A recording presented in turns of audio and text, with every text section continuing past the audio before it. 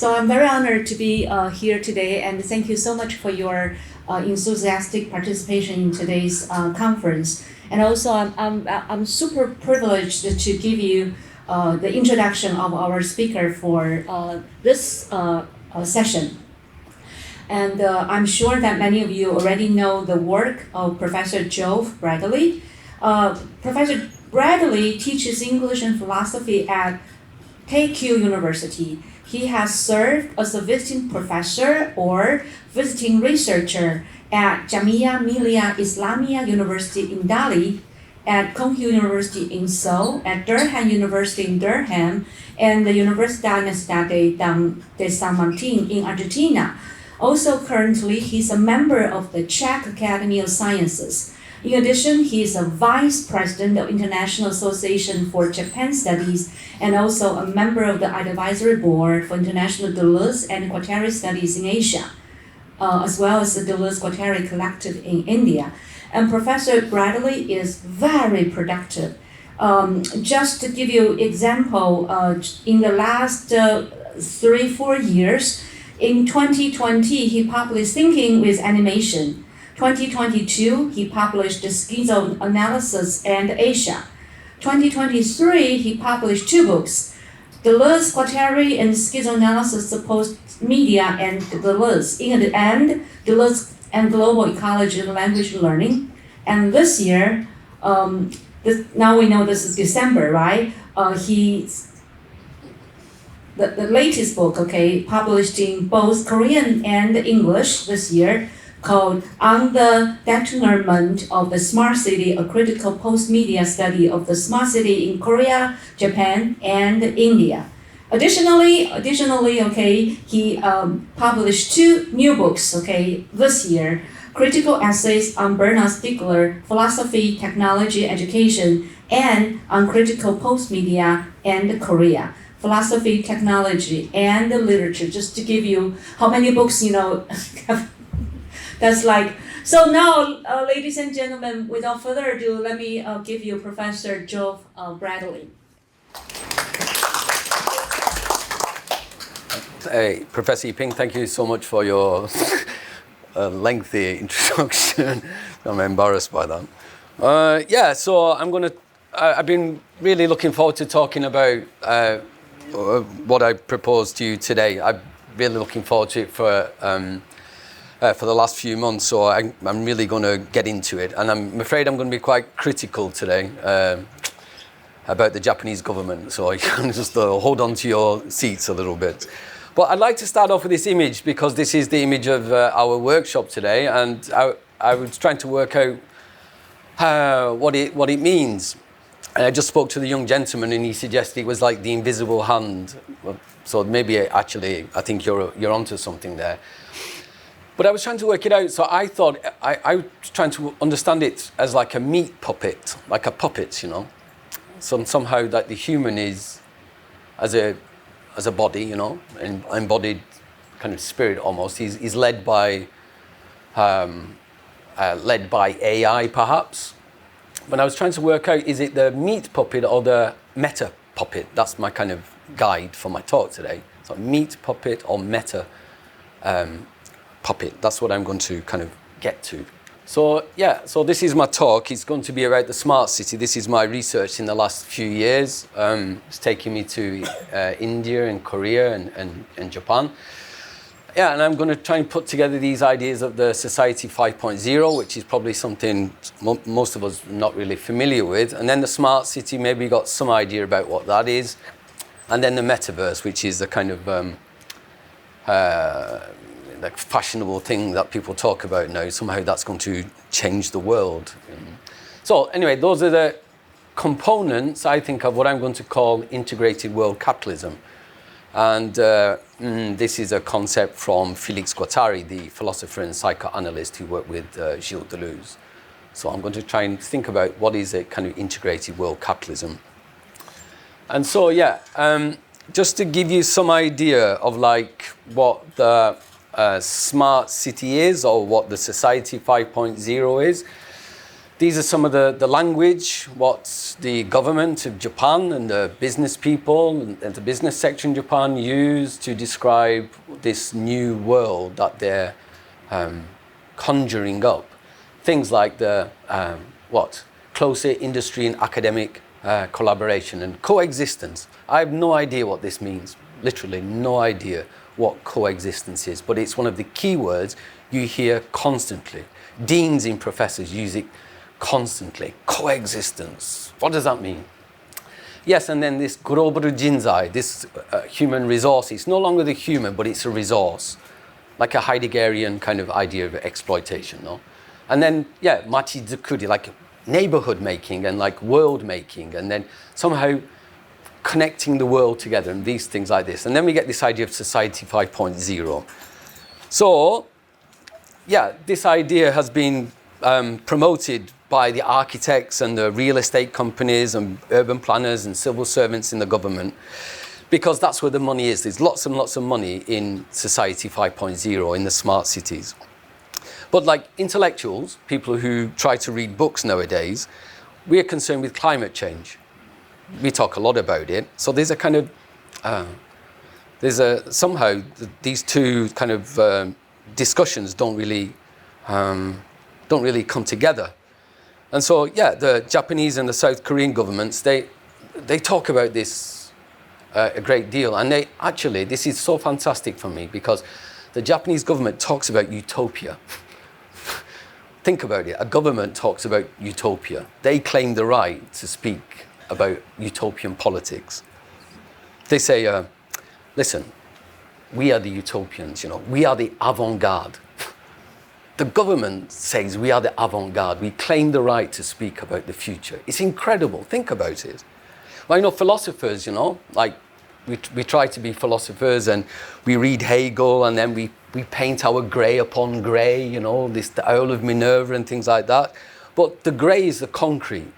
The grey is the concrete of the smart cities of the world, So something's happening and the governments have claimed the right to speak about it. So it's not even, because we've been talking about Heidegger a moment ago, it's not even like God will save us. It's not like that. It's technology will save us. That's the tech bros, right? They claim to say that technology will save us from our economic or environmental crises. So this is my joke for today. It's like from cyber design to cyber design. Sorry. So it's almost like the cities of the world, the smart cities, almost built from scratch, are designed, algorithmic governmentality, data extraction, and all those things. And then somehow the human is part of that. How is the human part of that kind of that urban setting? That's the question I've been thinking about a great deal. And that's the idea of a super smart city or society 5.0. Give you some idea about what society 5.0 is supposed to be about. It's like this. And this is, you can see like a movement from like what you could call primitive forms of society.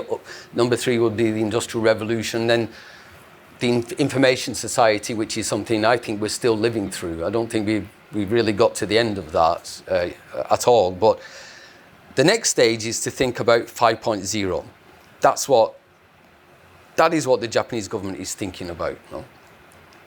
But just to give another dimension to that, this is what integrated world capitalism could be, like another stage. So it's not even a 5th stage, it's a 4th stage. Because the thing I'm going to talk about today is like subjectivity. What is that? What does it mean to form a kind of subjectivity? That's going to be my kind of guide for this talk as well.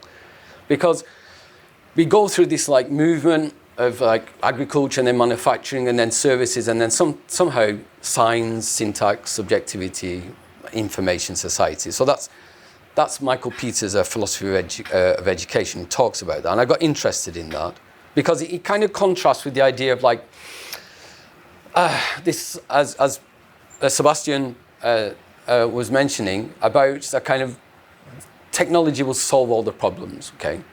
So I was thinking about this idea of like a technological solutionism, like technology is the solution. No? And I want to question that very much. Because that's part of the neoliberal language. That is definitely part of the neoliberal language of SDGs, of this kind of key performance indicators and business mechanism. It's part of that. So, yeah, let me just kind of move on to this idea of like society 5.0.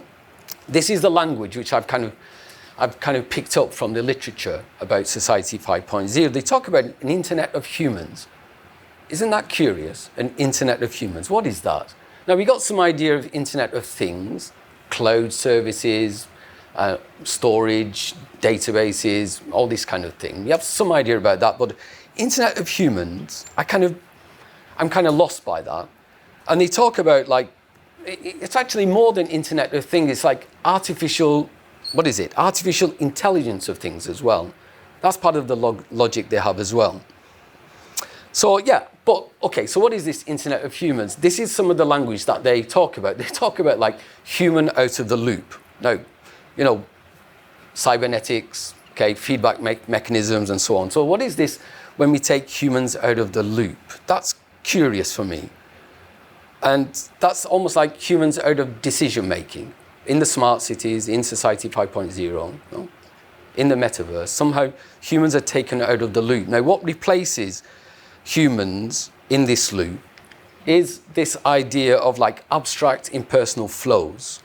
Okay, they're the primary kind of focus for this idea of technological solutionism. Like, where are the humans there? This is air traffic in 24 hours, I believe, some kind of representation of traffic. Now, humans are in aeroplanes, I understand that, but it seems to me that the human interactions are secondary. It's the flows which matter.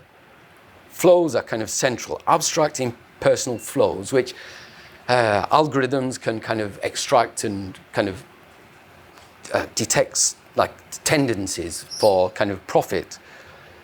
So that, to my mind, is like the fantasy of the architects of Society 5.0 and the Metaverse and the smart city technologies. It's the idea of extracting a tendency from this movement. And those people who make the smart cities of the world, yeah, the architects and civil servants and urban designers, they would collaborate about this.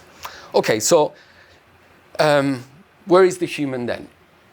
And because we were talking about Nick Land last night, and indeed Nietzsche today, I'm glad that Sebastian mentioned it, because this is the idea which wasn't really mentioned about the Overman. So the kind of idea about Nietzsche thinking about the human, where is it, and then the crisis of what it means to be human. Nietzsche picks up on it and then thinks about what is to come next, maybe the aristocratic elites or something like this, I'm not quite sure.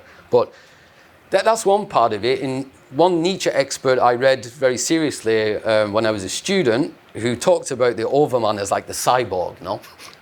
Cyborg was the human. This is Nick Land.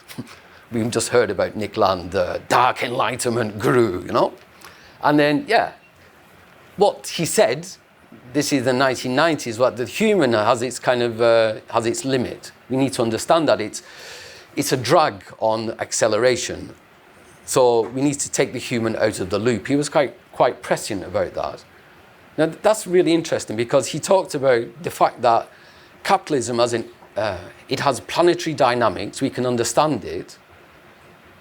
And what that means is, as I tried to show you in the kind of representation of air traffic, we need to understand the planetary nature of capitalism as some kind of abstract machine.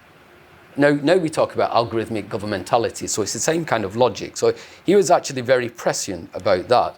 And yeah, as I tried to say at the beginning, so this is a question of like, get out of our bodies, get out of the meat and into the meta, like the virtual world. You see, it's like, maybe this is part of the extractivist mentality we have at the moment. So we need to, it's not just a colonization of space we're talking about now, but it's a colonization of our unconscious, of the brain.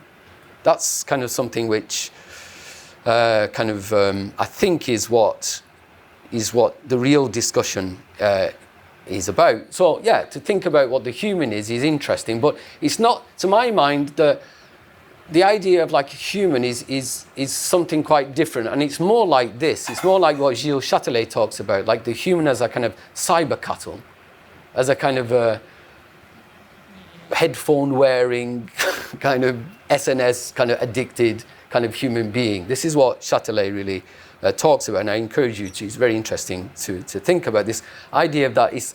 We're kind of constantly chomping on data like a cow, just ruminating in a state of like multitasking indifference, you could call it like that. So, okay, so this idea of like thinking about Society 5.0 and smart city and like Metaverse, I kind of got really interested in this because they talk about, they really do, the Japanese government talks about happiness. It's kind of astounding for me that a government talks about we need to make the people happy. Think about it, it's incredible. And they use this language, this kind of bizarre language. This is the KPI language they use. And they've just picked up, like, what is habitat innovation? I have no idea, literally no idea. They talk about quality of life and structural transformation. There's all mobility as a service. I mean, what is that? That is the language that they use in the government. And as you can see, I hope you can detect, I'm a kind of quite hostile to this kind of understanding of what urban life is. So because I think it's the diabolical intelligence of Japanese capitalism at work. This is from Felix Guattari. I think something is really astoundingly bad about Japanese economics, really astoundingly bad. And that's the technological solutionism I find there. And I'm pretty much a kind of critic of this.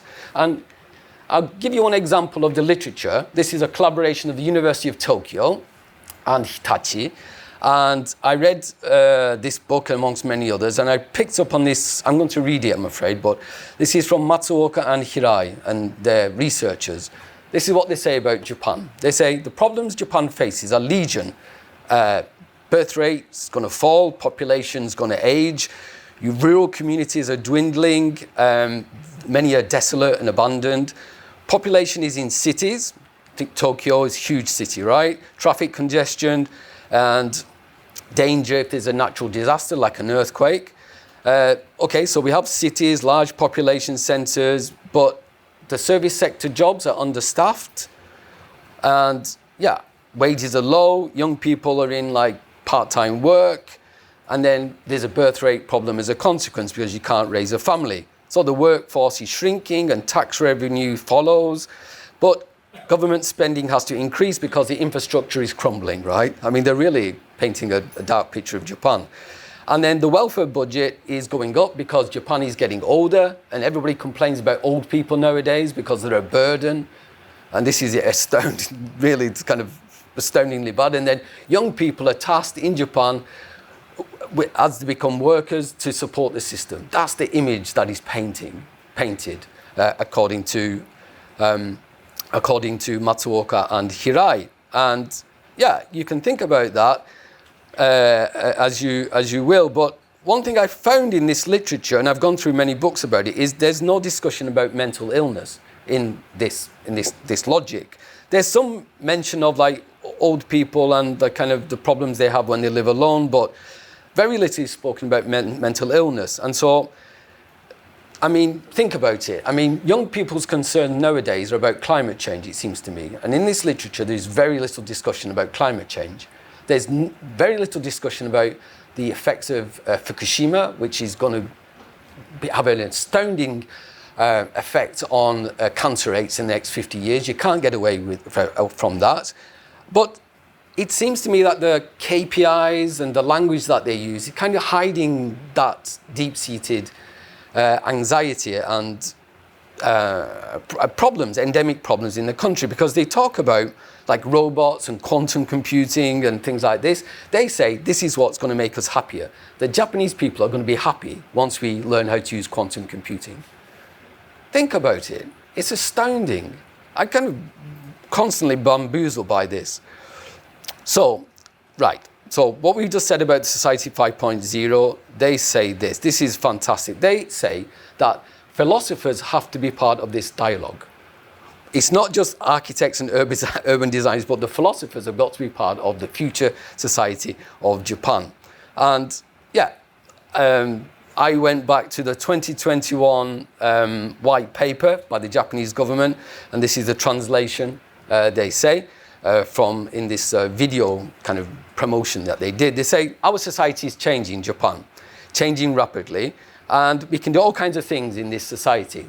They say that by using science and technology, Japan and the world will move to the next society, right? So virtual spaces like Metaverse, we'll use that, we'll use supercomputers and quantum computers, and then that will shape the real world that we live in.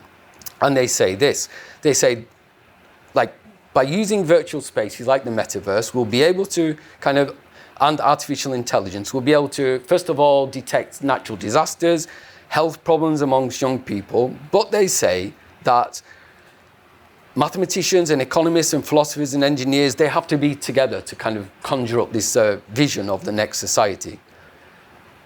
I kind of don't buy it at all. So this is some of the images that they use about the next society.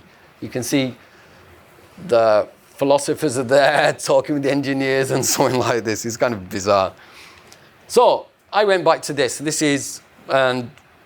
I went back to people I kind of know about when we talk about subjectivity, and they talk about Japan not being able to get out of an old model of subjectivity.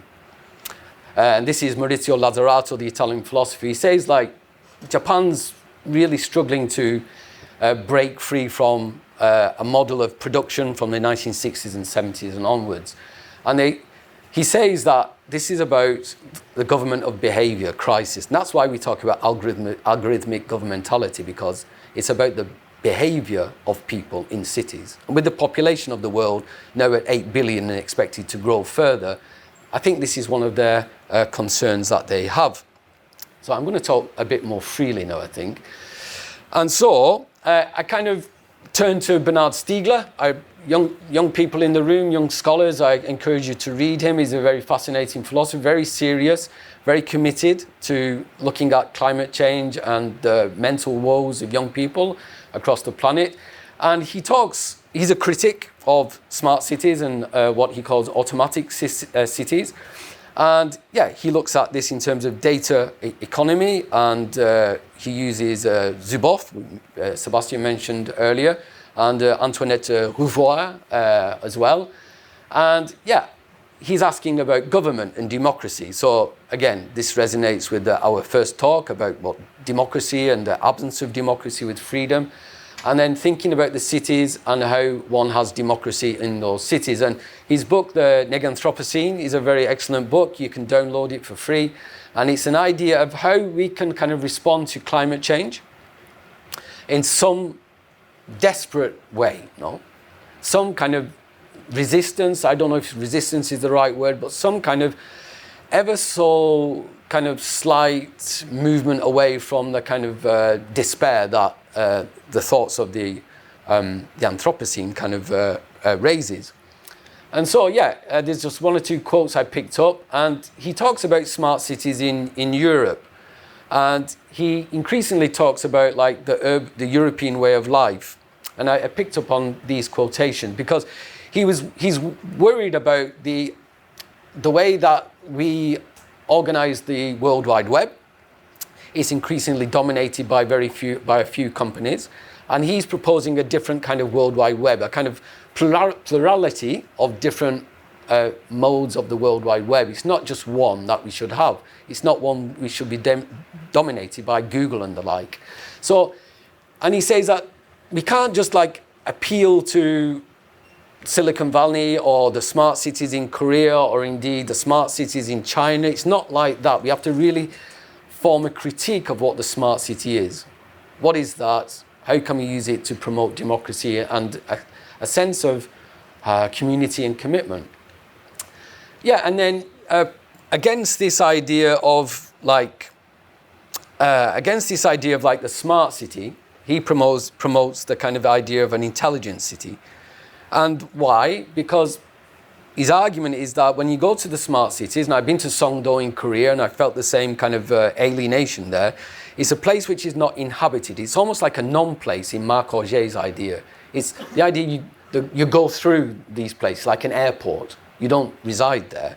And they don't live there, and somehow his idea is that we have to kind of think about what a neighborhood is and community is. So again, resonating with Sebastian's excellent discussion, what this idea of compassion and sensibility and those things, and about inventing a kind of not just a new economic spirit or dynamic, but something like an intellectual life or an artistic life. So there's something, yeah, he's really onto there.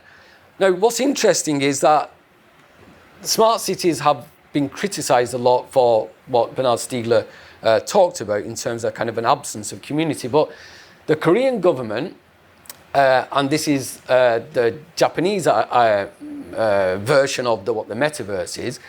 So what we have is, like, these are the ones I picked up on. This is the idea that the metaverse is a kind of supplement to the smart city. No? There's a limit to what can be done in the smart city in terms of data extractivism. So we have to use something like the metaverse. Now, this is in Tokyo. This is one vision that they have where people... this is the mobility as a service idea, really. People are going to be aided by technology. You can see the robots outside Tokyo Station now. They're doing something which is, I have no idea what they're doing, but they're doing something. And then this is the Seoul Metaverse. Now, this is from last year, and the Seoul City Council became the first in the world to use the Metaverse to kind of encourage greater democratic participation. So the smart city and the Metaverse are kind of clearly aligned there. And then this is more recently in Hyderabad. I went there to do research on the kind of smart city in Hyderabad, in India. And of course, this is backed by global financial capitalism from Japan and so on, right? The flows supporting the infrastructure development are Japanese and Korean and so on like this. So I kind of got interested in what is the nature of this metaverse and how it's being used as a means to kind of extract behavioral patterns or tendencies and the analytics that are taking place there. All right, so perhaps what I just said is quite negative, quite hostile to the idea of the smart city, clearly. So I think it's not enough for someone just to kind of, attack a proposal. You have to offer something else. And so, as you can see, I've been wondering about this virtual form of like the data-driven smart cities, and that's the metaverse, and this is some research I picked up on. So I was thinking about, okay, how do I kind of offer some kind of solution to that? And so I kind of began looking at the hikikomori problem in Japan, the social recluse problem. And this is a problem which is not just in Japan, but in Korea, in China, and in other countries of social isolation. And I wanted to kind of think about some other way to criticize this. And this is from the kind of digital schizophrenia that Anne Alembert talks about. She says that we have a kind of double-edged relationship with technology. We kind of love it, we see its solution, but then we know that it can produce like true horrors like nuclear bombs and these kind of things. And she follows Gunther Anders in his analysis in the 1950s about the prospects of nuclear apocalypse. So I wanted to kind of look at that, and that's part of my research, is to see how that works in the smart city. How is it that social reclusivity, Japan is now something in the region of 1.5 million people have withdrawn from the world for more than 6 months. Young people 18 to 25 are predominantly part of that number. That number is projected to go up as people get older. This problem is also in Korea, it's also in Taiwan, of young people withdrawing from the world. That's incredible.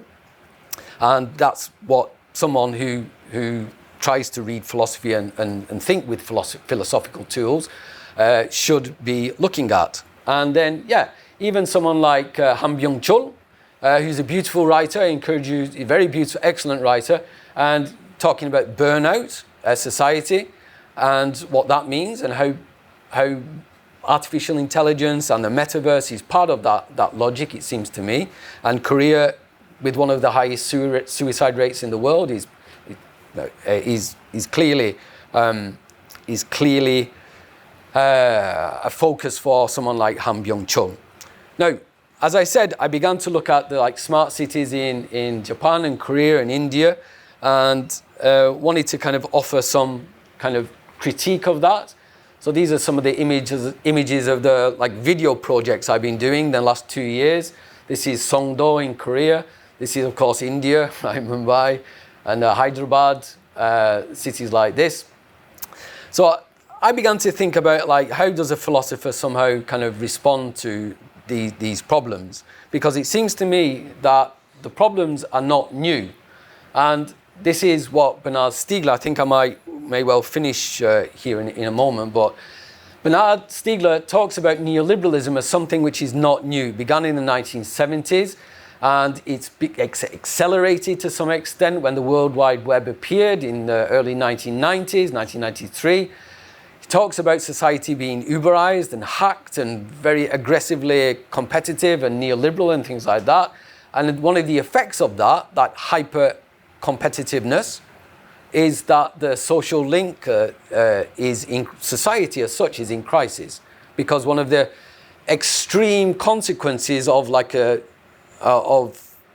can you say? One of the extreme consequences of a kind of alienation or social reclusivity or something like that is when young people act out the drives, act out in violence. So he's concerned about this fear that the society is becoming more and more violent. And of course, if you have a society which is more and more violent, then you don't have society. That's the end of society as such. And so, he began to think about the consequences of the World Wide Web and the data economy and connection and smart cities, and the ideas of robotization and losing jobs and things like that. So I think he's someone we should be kind of looking to. Now, as I said, I wanted to talk about myself, not talk about myself, but talk about what I could do. And so I wanted to look at the city and subjectivity and modulation, how subjectivity is modulated in the smart city, and how somehow human subjectivity is molded or guided or curated by data analytics. And I looked at people like Felix Guattari, as I mentioned at the beginning, and this idea of modeling clay from Gisela Pankow. Yes, thank you. And somehow this was really very influential for me. This idea that we can somehow begin to mold or modulate subjectivity, something that it's plastic, it's something that we can constantly recreate, and that gave me some kind of positive idea almost, something like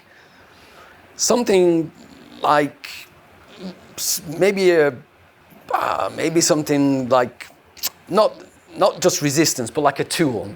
I wanted to think about what a tool might be. So again, I'll just return to the Japanese government just to finish off. So it seems to me like the Japanese government has claimed the right to speak about utopia and the avant-garde, and also about desire itself.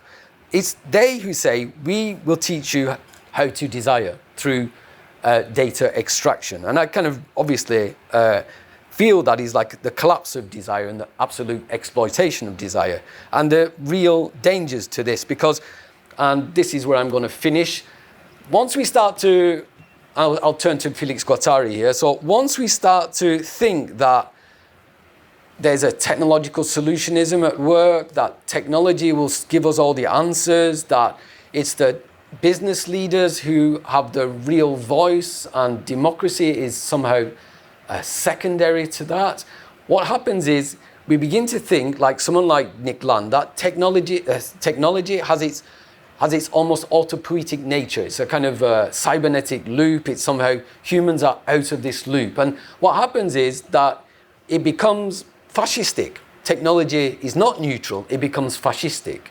Now, that's really very interesting, but we have to look underneath that idea of somehow technology is taken on an impersonal, abstract dimension, because underneath it is the investment of the unconscious.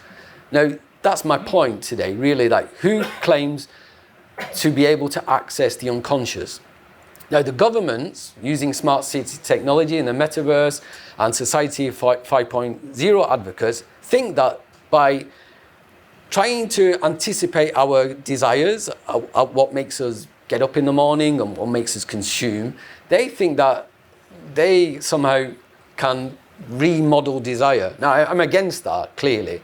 And that, because that's, to my mind, that's the oppression of desire. That really is. So, of course, this is very political point I'm making, but that's one of my points. And so, yeah, I'm going to end with this. This is Saint-Denis, the Cephalophore, the headless one. And this is Leon Bonnat's painting. And this is the story of, like, this is from Michel Serres. Actually, Michel Serres uses this image. Now, to my mind, like, the head now, it's not like our head.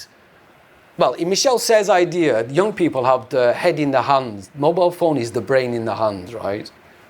That's his idea. That was his kind of metaphor. Now, my idea is that all of us, it's not even it's not just us, but it's the Japanese government as well. It's not like we have the head in the sand, like fear of climate change, so we bury ourselves more into technology. It seems to me like the Japanese government and advocates of Society 5.0 have the head in concrete, the concrete of the smart city. And of course, you can't breathe there. You're entombed by concrete. And that is the planetary nature of capitalism. We are terraforming the earth in the name of concrete. Thank you very much. So the floor is open. So any questions or comments? I would like to follow up. I think that your talk,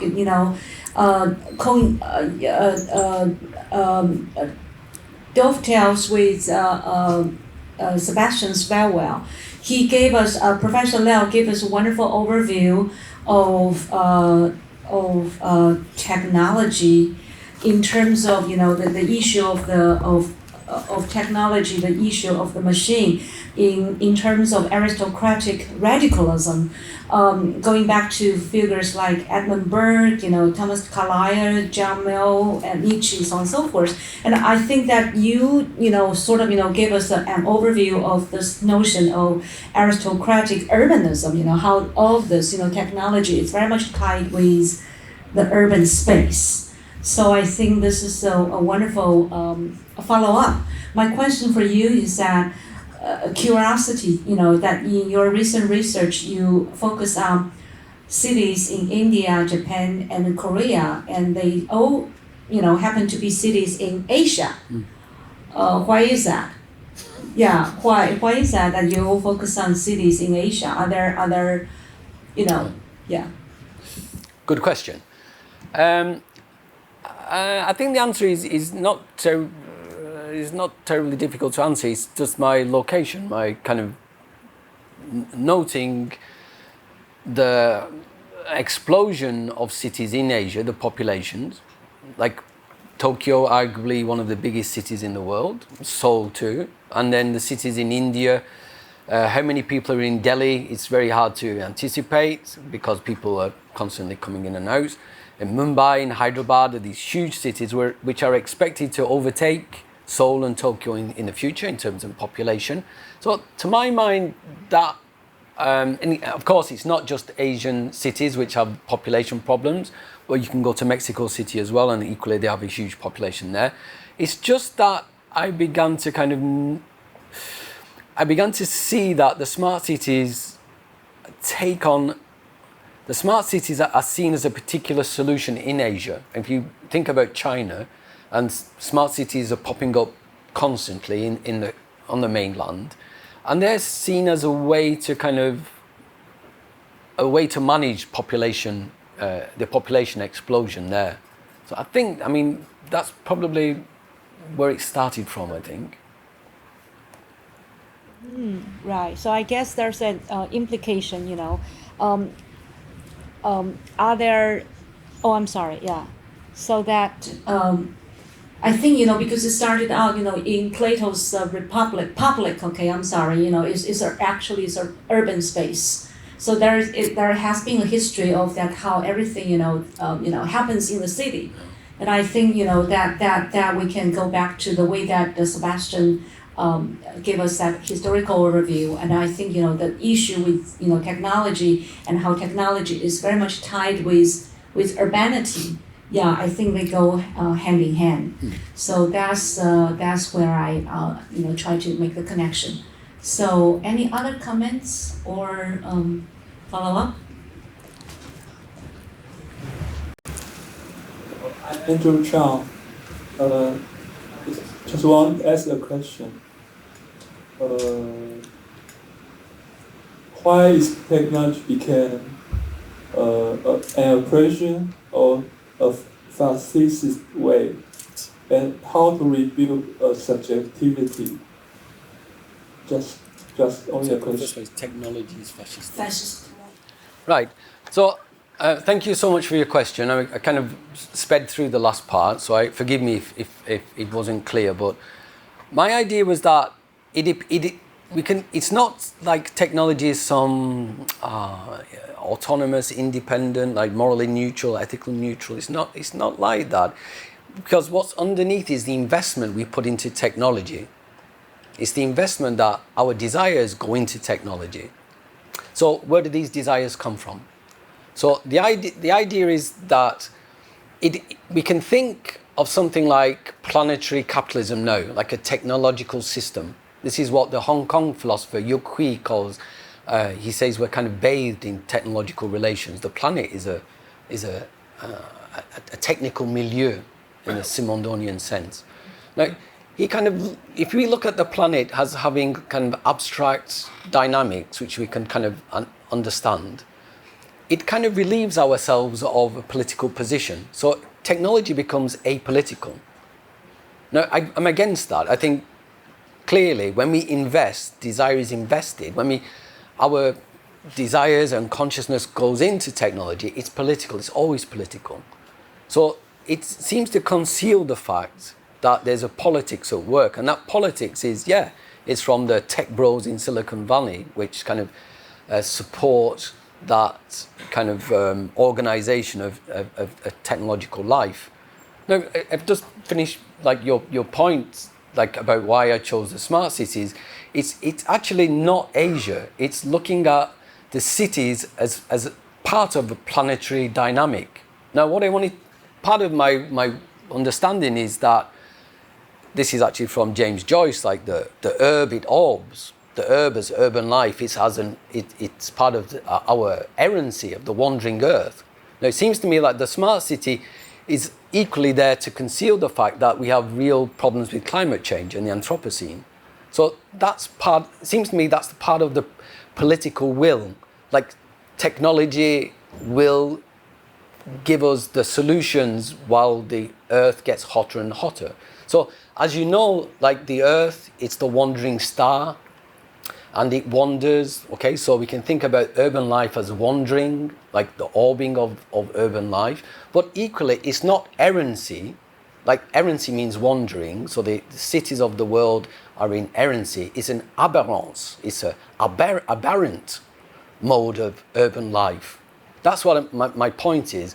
And when we begin to think of the world, we can think about globalization, but equally we can think about mondialization, another idea of the world, another idea of worlding, and equally we can think about monde, the world as the earth and the world. But equally, to my mind, the political message I have is not just the monde, it's the immonde. That's an abject life. So we have to form some kind of critique of our way of life in urban centres, and that's where politics begins. Very few people talk about politics nowadays because it's uncomfortable. Technology is much better to talk about because it's safe. We don't have to take a political view to it. So anyway, that's my kind of understanding. Yeah. So when it becomes a mode, that becomes the oppression of desire. Yeah, what you were talking about, right? And you've mentioned a female critic, by the name of Gisela Panko.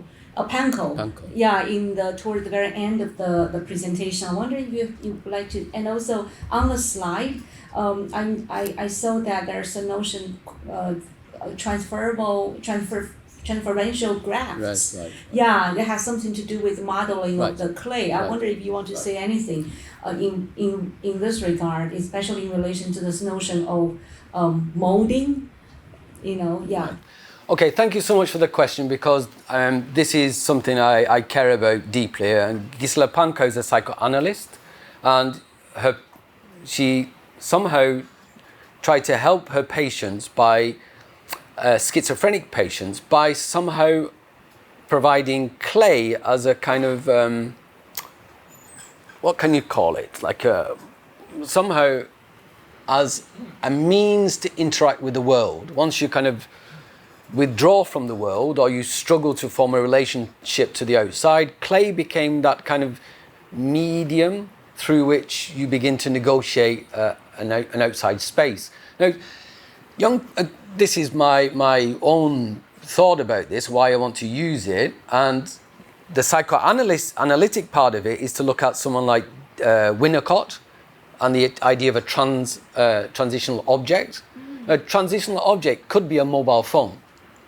That's how we begin to kind of negotiate our world. And young people, and myself included, I kind of use mobile phones constantly. Now, if we can understand the mobile phone, for example, as a kind of transitional object, then we can begin to see how we can use it in the Stieglerian sense as a pharmacological, a therapeutic technology that might help us to somehow help young people to negotiate the world that they are struggling to form a relationship to. So the clay it doesn't have to be literally clay as a material. It could be video, it could be art, it could be those aesthetic modes which allow us to somehow, it's like a meniscus, like the water. It's something, you pierce it.